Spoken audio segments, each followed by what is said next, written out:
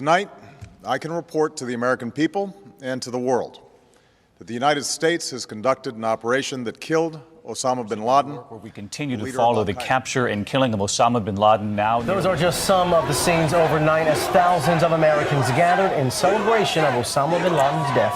Former Navy SEAL Rob O'Neill says he has thought about the mission every day since that May Day in 2011. From multiple conversations you had with Rob O'Neill over the past year and a half, how'd you get access? And you described that his head kind of exploded when you hit him. I actually hit him 3 times because I shot him twice when he was standing and once on the ground. That is the fucking American badass right there. We are not going for fame and we are not going for bravado. We are going for the single mom who dropped her kids off at elementary school on a Tuesday morning, and then 45 minutes later she jumped to her death out of a skyscraper. If you need help, hang up and then dial your operator. I'm Rob O'Neill, and this is the Operator Podcast.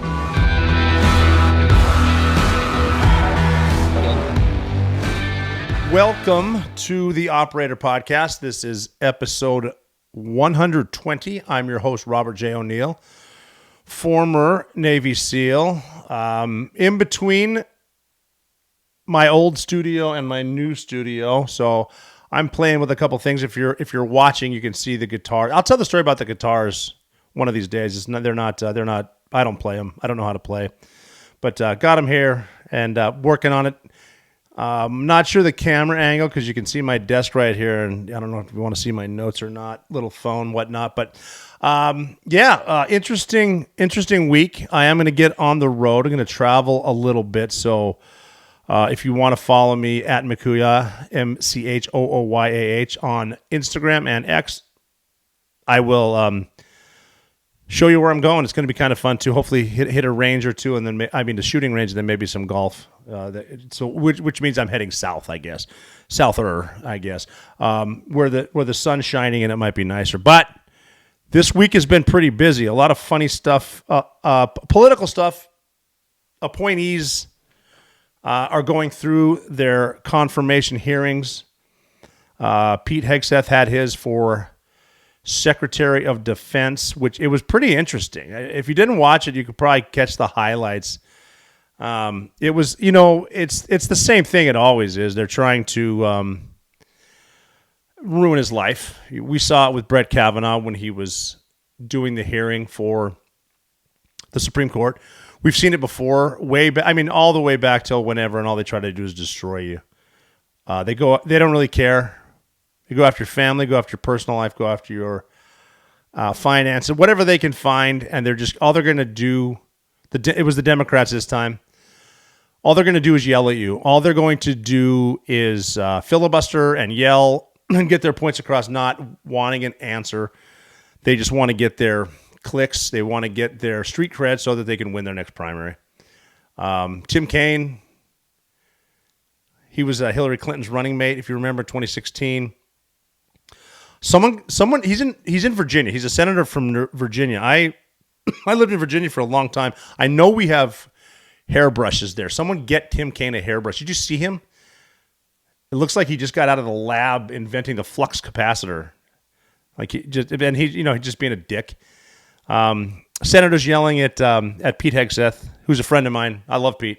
Pete's going to do great. I've been saying for a number of years that we need to get a mid-level officer in the seat of the Secretary of Defense because it's always been old men.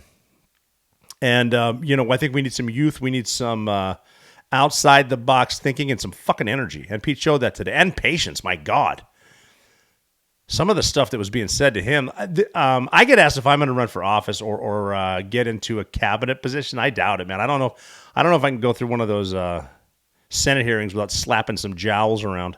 I might even comb your hair after I slap you. But it was interesting to see what happened. Just yelling and screaming, and some of the bullshit too with like the what ifs, the hypotheticals. Like, well, it's the whole. Do you still beat your wife? You can't answer that. No. You used to. Yes, you still beat her.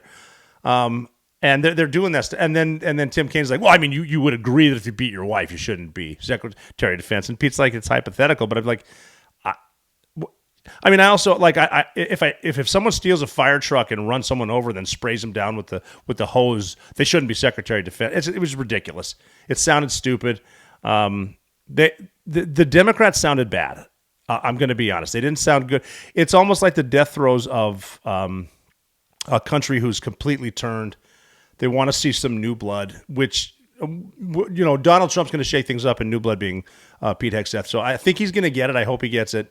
I think he's going to be a great Secretary of Defense. I think he's smart. What I like about Pete is he's been on the ground.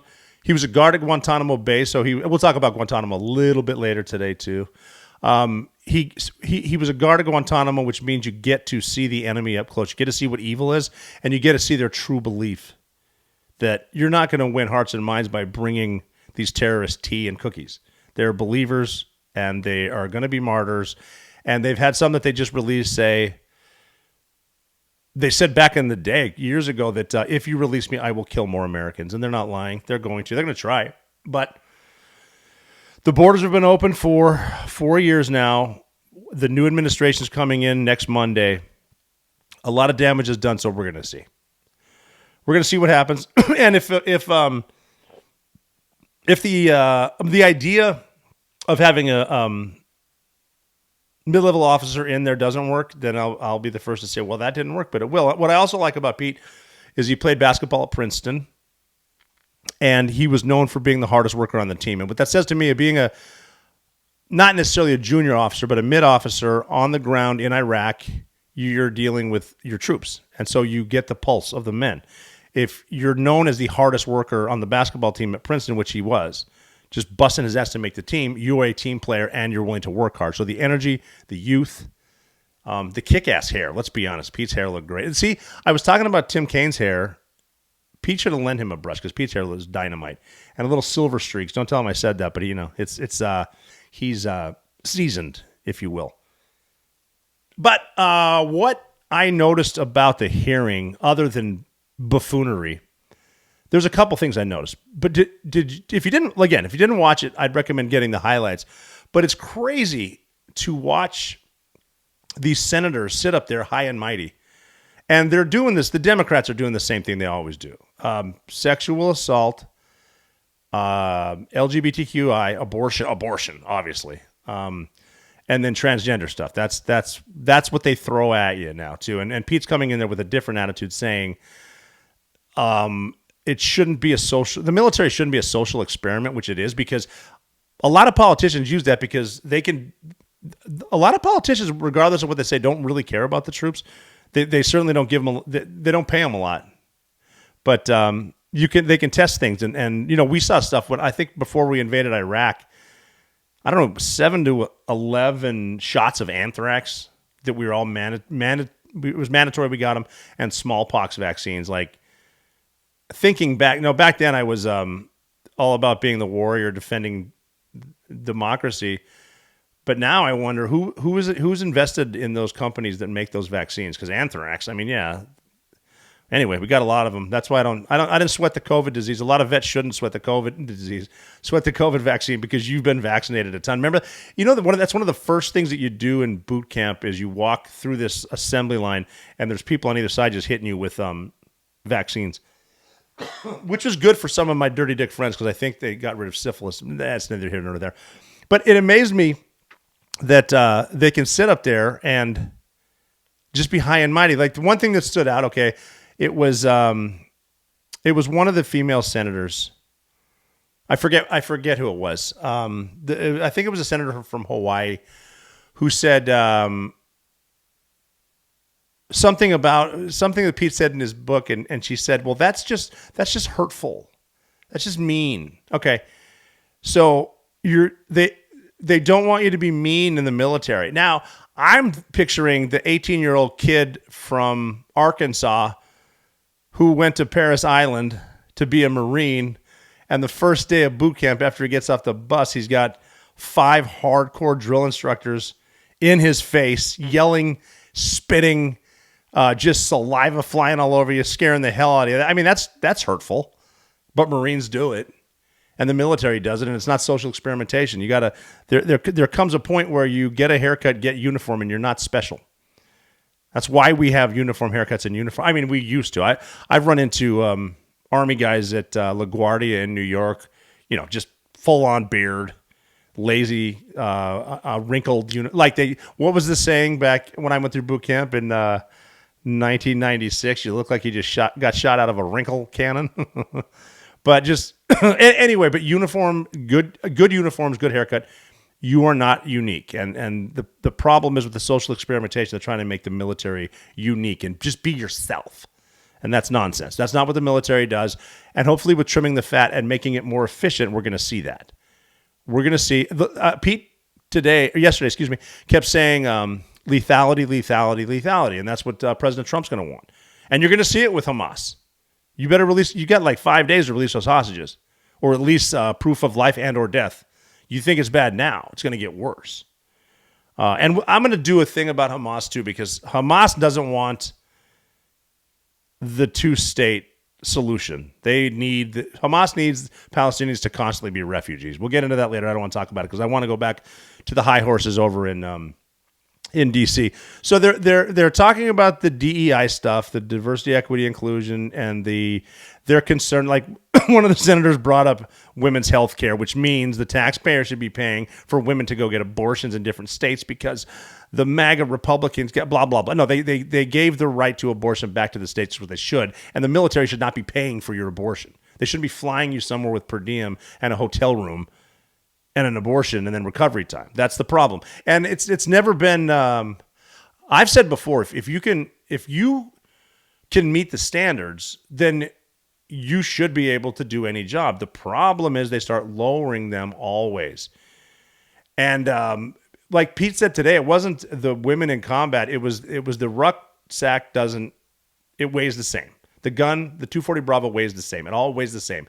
Can you carry it? If you can't, you're a liability. If you're on certain medications or puberty blockers, or you need 18 months to recover after surgery, you are a liability. And the job is, and you've heard it before, kill people, break their things. That's it. Forward defense, alliance, solidarity, and deterrence. That's it. We don't need all this workplace command climate nonsense. And there is a side to that too. Hey guys, soldiers, sailors, airmen, Marine, the men, stop harassing the women. There, problem solved. Just don't. That's not part of the deal either. And there are badass women in combat. So just the standards got to be there. Don't lower them. They lower them. You know what's funny? I'm going off topic here. Because you ever seen the NFL games? Well, it's the playoffs now. In the end zones, it says it takes all of us. It takes all of us. Okay. Well, then why are professional sports the only ones that recruit on merit alone? I mean, they're all about equity. Everyone finishes the same. Why aren't there more short Asian dudes in the NBA? Why aren't there more trans men in the NFL? Because you want to win and you're taking the best that there is. So, but the Congress, the senators, and they point out how everyone's wrong and here's what you did, and they don't even even if all you have to do is be accused, and then they're all over you. And if there's stuff, if charges were dropped or not pursued, or even the people that said they did it, they don't bring that part up. They say, well, you were accused. And they're even saying, well, anonymous sources. And Pete Hegseth's like, that's an anonymous source. Well, no, it isn't. Nuh-uh. Yeah, and then this source said this. That's an anonymous source. No, it isn't. Well, who is it? Name him. Put his name out there. These anonymous sources are nonsense. But they're high and mighty. You know what they don't mention, though? You might not know this, and I like to talk to you as a taxpayer and an operator. If you're paying taxes, you're an operator. But they've already paid. There's a $17 million slush fund for Congress to pay off sexual harassment victims. And they won't even tell us who the congressmen and senators are. $17 million. Hundreds of non-disclosure agreements are signed. But even Senator Mullen, I think he's from Oklahoma. He was even talking about, they were mentioning drinking and showing up at work drunk or whatever. And he said, how many times have you seen senators show up for an evening vote drunk? And you have. And this is a senator saying that. And wouldn't that be cool if we got whistleblowers in there that kind of took the wool off the eyes, if that's a saying, and you could see what these fuckers are actually doing, but between vacations and good deal trips and insider trading, just the nonsense that happens in between, like what happens in between the Capitol and Bull Feathers? Not a very long walk. A lot goes on there. I've been there a couple times, but it was nice to see him do that. And then again, you've got the Democrats saying it shouldn't matter who you love to be in the infantry. That's not the point. It doesn't, and it's not. It doesn't matter who you love. Can you do the job? It doesn't matter. I don't give a shit if you can, who you love, and I don't think most soldiers and shit do. They didn't even mention there's in one of the Senate hearing rooms. Do you remember there was a gay porn filmed in there? I mean, that's bad, right? Filming porn in a Judiciary Committee room, yeah, it's pretty bad. Filming it, yeah. Probably nothing happened there, but you got a senator up there holier than thou that lied about Vietnam, Senator Blumenthal. He lied about Vietnam forever until, you can check it. And he never left the country. He was in the Marine Corps Reserve, never left the country. But he talked about when we got back from Vietnam. And he was kind of ambiguous about it, but then he's like, well, I must have misspoke. You don't not remember whether or not you went to Vietnam and fought, especially as a Marine. Like, that was intense. I wasn't there. I've read about it, and it's scary. But that it's do as I say, not as I do. You got Senator Warren from Massachusetts, who lied about her own race to get a job at Harvard. Famously known as Pocahontas. Yeah, lied. But just the way they get up there and they just bash them, how they're so much better. And Pete just kept saying about guys in shiny suits in a shiny room, something like that. We don't want the decision to be made there. They talked about rules of engagement and war crimes and all that stuff too. And there was a funny part brought up at the very beginning. Senator Reed, Jack Reed, who was the minority leader in the Senate Armed Services Committee, he referenced a part of Pete's book, War on the Warriors, where he referred to lawyers as jag-offs, which I thought was hilarious. And he said, what's a jag-off? And he said, well, I don't think I need to explain it. He said, well, some people don't know what it is. And he said, it's a jag who does more for his own well-being than for the troops. And that's a jag-off. A jag stands for Judge Advocate General. It's a military lawyers. And for some reason, a lot of them do get on their high horse, and they do get better deals the more convictions they get, like NCIS, Naval Criminal Investigative Service. The worst thing we as a country ever did was make a TV show about NCIS that makes them look cool because they think they are cool, but they are scum of the earth.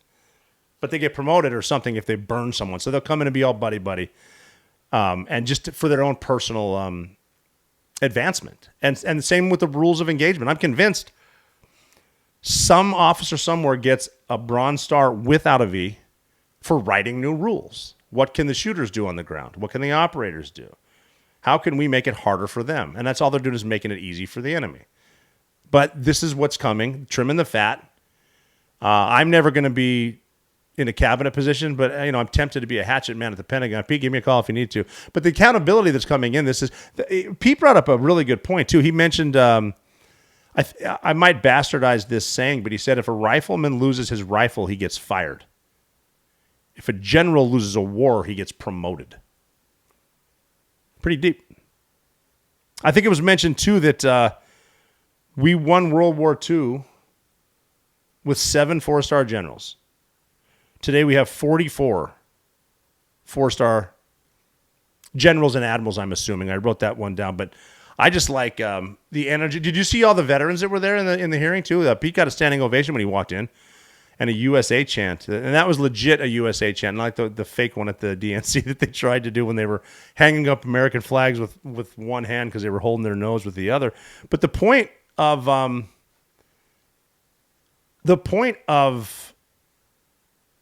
all of that is lethality, God, family, country. Make it simple. Keep it simple. And get all these bureaucrats, politicians, and Monday morning quarterbacks out of the thing. Just get them out of there. They got to trim DC. That's it. I mean, and it's a lot deeper than just the politicians. You should see who's who's behind the scenes, the lawyers and lobbyists. It's pretty intense. Got to get rid of a lot of that special interests, NGOs, 3-letter agencies. Look at the fires in California because of probably the EPA. You got to clean your forest. But we're not going to the fires yet. We got to talk about a little bit more about politicians because there's a big stink. I'm going to start with this one because it's been brought up, but I don't know. I don't really care, and I don't think you do either. But they're talking about how Michelle Obama is not going anywhere. Like, she stayed in Hawaii. She didn't go to Jimmy Carter's funeral because she would have allegedly been sitting next to Donald Trump, and she hates him. And she's definitely not going to his inauguration because she hates him, which is whatever. I mean, do you remember the whole you go low, we go high? Not so much. But if I'm in Hawaii too and I didn't know President Carter, I'm probably staying in Hawaii. But that's her. She can do whatever she wants. That's fine. But the one I want to talk about as far as politicians go, because this is funny. There was a hearing this week, and they were talking about equal rights, which is fair.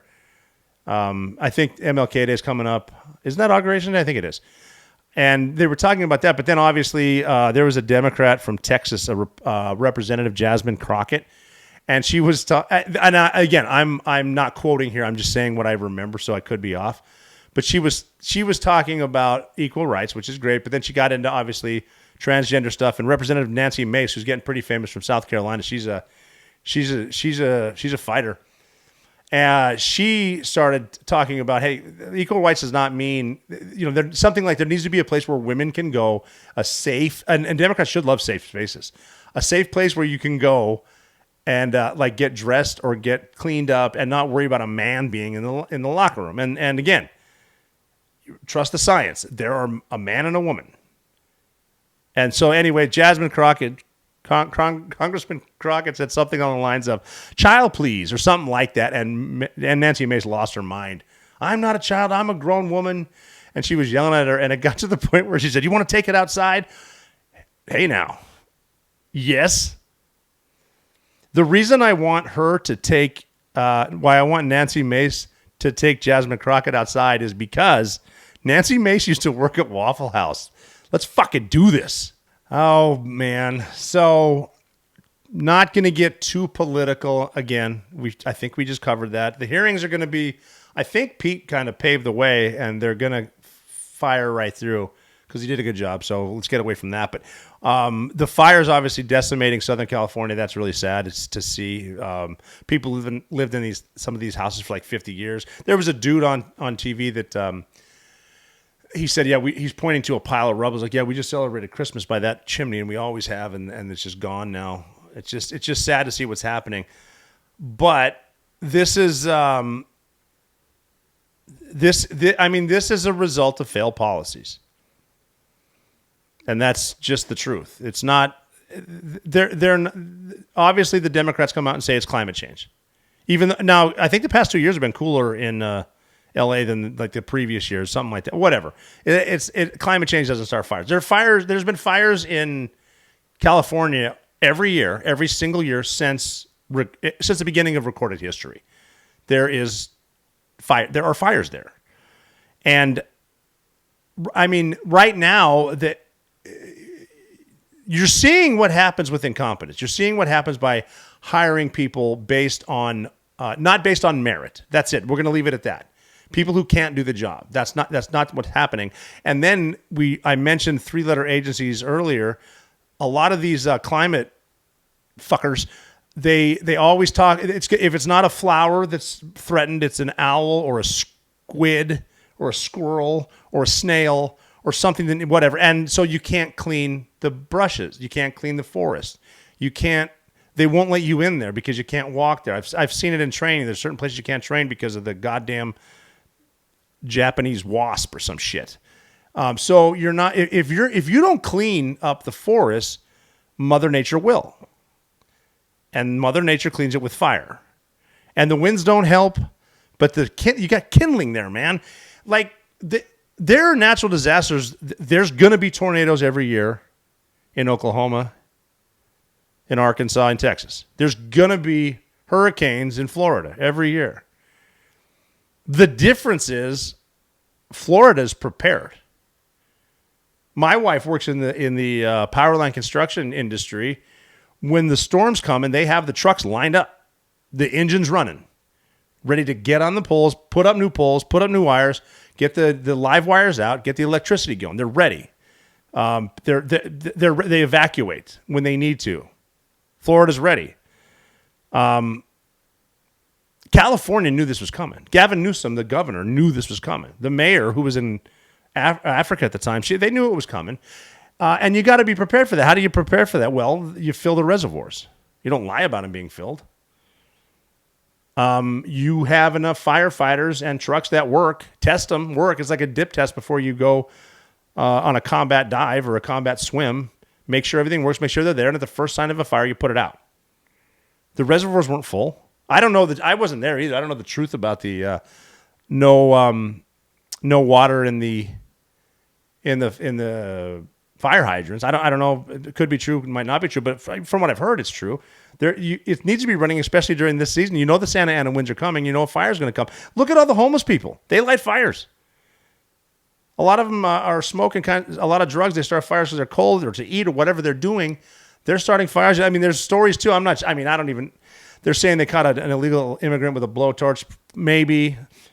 There's a lot of deep fakes out there too, so who knows? But now you got Gavin Newsom out there, the governor, saying they're reimagining Los Angeles. And whenever you hear a Democrat say reimagining, oh, fuck me.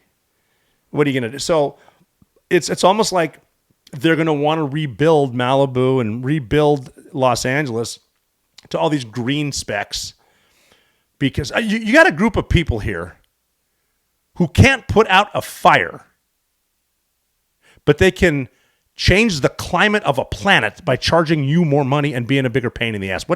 What sense is that? None. That's what. So, because they're going to host the World Cup, they're going to host the Olympics, they're going to have a Super Bowl there.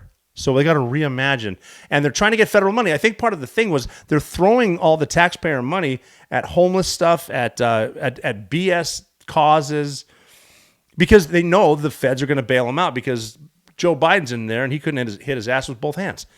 So you're going to get the FEMA money. North Carolina won't because it's a red state. But so the California figures we'll get the FEMA money, the federal money, and then we'll throw that at everything. And I've heard Adam Carolla a lot on TV saying, I can't wait for these rich LA folks try to get permits to rebuild. Wait till you try to go to the specs of the climate shit. And don't buy any cows because they fart, and that causes volcanoes to go off and polar bears to die.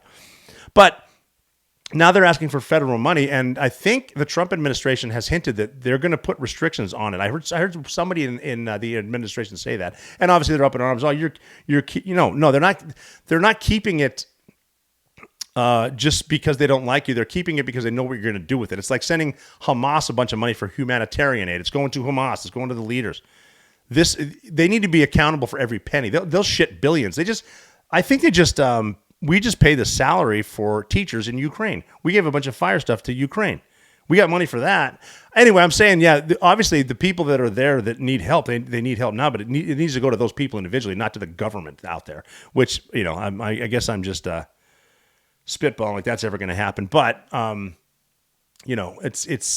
there's going to be fires next year too. Clear cut. Be prepared. Preparation, training, communication, repetition. Training, communication, repetition. Preparedness. Be prepared. We talk about that. It's a shame to see something this catastrophic that was predictable and preventable. It's a damn shame, and we should not shit more money to them just so they can make greenhouses. But I think watching the fires and watching our lack of prep is important because look at the devastation that is brought to this country. Obviously the complete destruction in LA, and that's just horrifying. I can't imagine what that's like to lose everything. Especially when you can't get insurance. If your insurance didn't cover and you lost your small business or your home, oh man, I'm praying for you. I hope it works out. That just sucks. But something that preventable that you can see what a lot of these policies do. And the issue is, I think everyone knows why it happens. but they don't want to admit it because it's not their political agenda. And the thing is, everything from the news cycle has slowed down. We're not paying attention to what's going on in Germany and Romania with the fascism there. They're especially the UN is seeing stuff over there in Germany and Romania where if you don't like the political candidate, they just cancel the election because they're obviously say the far right's trying to do whatever they want to keep their country. So they're far right extremists in the UN, which is a piece of work anyway. But a lot of stuff, the 11 detainees from Guantanamo Bay not being covered. You got a lot of these dudes that were confident and bodyguards for what's his nuts, Osama bin Laden or whatever the hell. And they're letting them out. And these people are still extremists. And all they do is come out now, 15, 20 years later with street cred. And they release them to Tunisia and Oman. And they're heading right to Afghanistan. And they're going to be watching. They see what happens with the fires. I mean, how easy would that be to go set a fire? If you know there's a place where policies don't let you clear cut and it's dry and winds are blowing, you can go light fires. You can terrorize the hell out of this country. But I mean, if we were smart, which we're not, well, some of us are, I'm present company excluded. I'm not talking about myself, but we do have people smart enough to know what's going on. And they want to attack our infrastructure. They want to attack our water supplies. They're not going to fly planes into buildings anymore. But you will still take your shoes off before you get on a plane. They will still give the "How's your father" to the old lady in the wheelchair because it's metal. But look at the policies. What they've got a high-speed railway that they're going to build in California. They got $11 billion. This is Gavin Newsom. 11 billion. And see, billion doesn't seem like that big of a number anymore because we flap it around so much. But $11 billion, 9 years, they've built 1,600 feet of high-speed railway that goes nowhere. That's like the $500 toilet seat. This is the government, and we keep electing them. Keep putting them in office.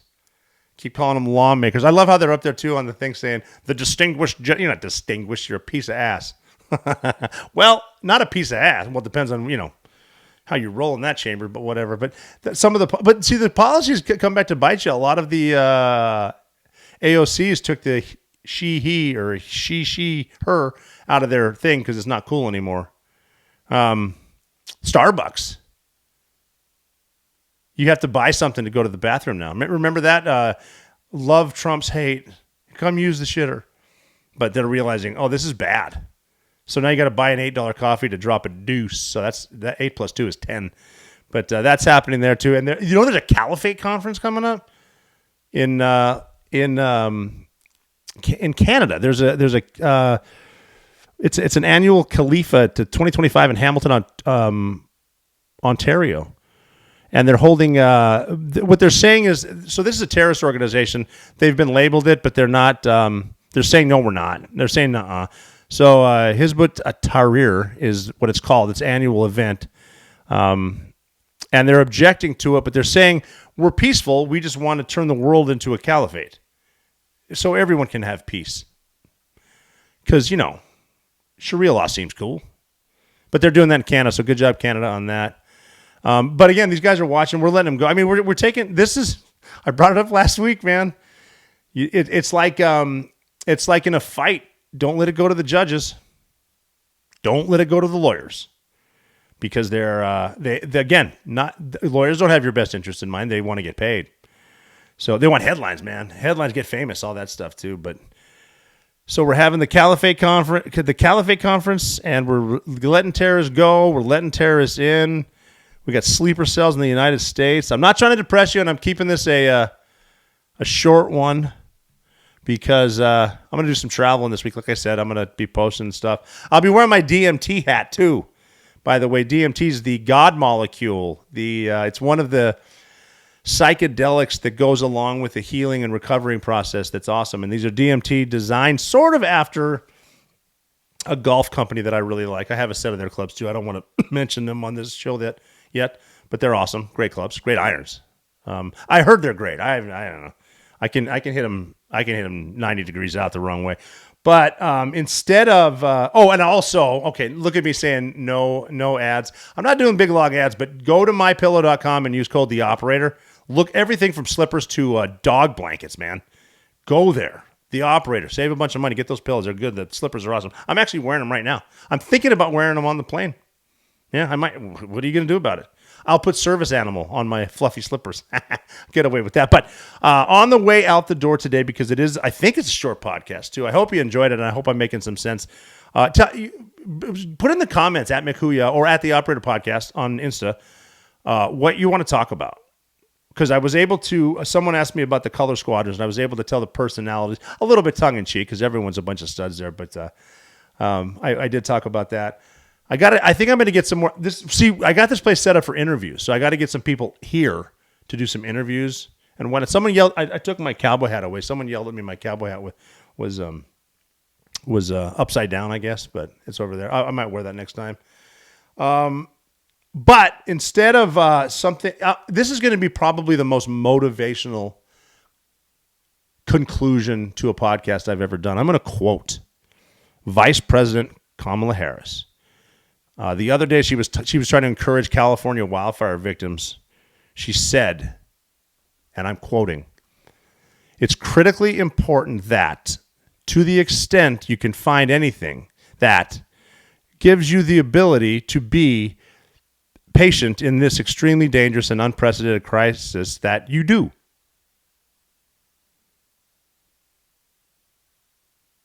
You're never out of the fight.